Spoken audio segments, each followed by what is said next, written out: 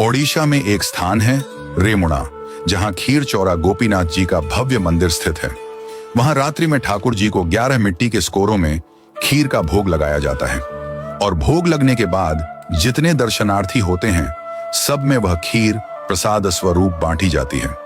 एक दिन की बात है, श्री माधवदास जी वृंदावन के महान संत जगन्नाथपुरी जा रहे थे।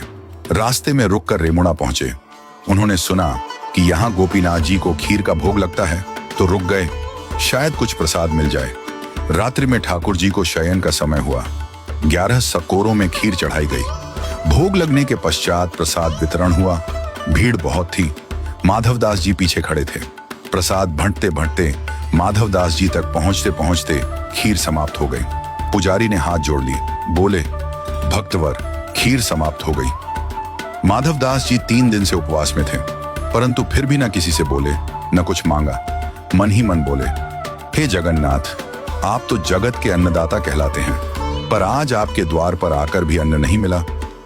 वे एक वृक्ष के नीचे जाकर बैठ गए, भूखे प्यासे पर मौन शांत भक्त वत्सल भगवान के भरोसे। रात्रि में ठाकुर गोपीनाथ जी ने पुजारी को स्वप्न दिया, उठो, एक खीर का सकोरा मैंने बचा कर रखा है, जाओ उसे लेकर माधवदास को दो, वे भूखे हैं। पुजारी चौंक गए, बोले, प्रभु, मैंने तो 11 स्कोरे ही चढ़ाए थे और सब बांट दिए थे।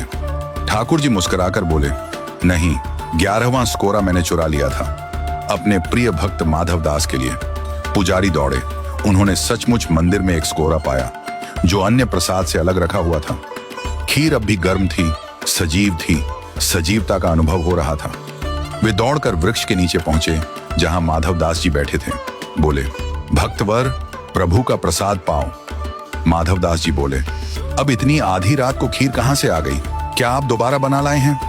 पुजारी भाव विह्वल होकर बोले, नहीं, प्रभु गोपीनाथ जी ने आपके लिए स्वयं चुरा ली थी खीर, आप भूखे ना रहें, इसीलिए।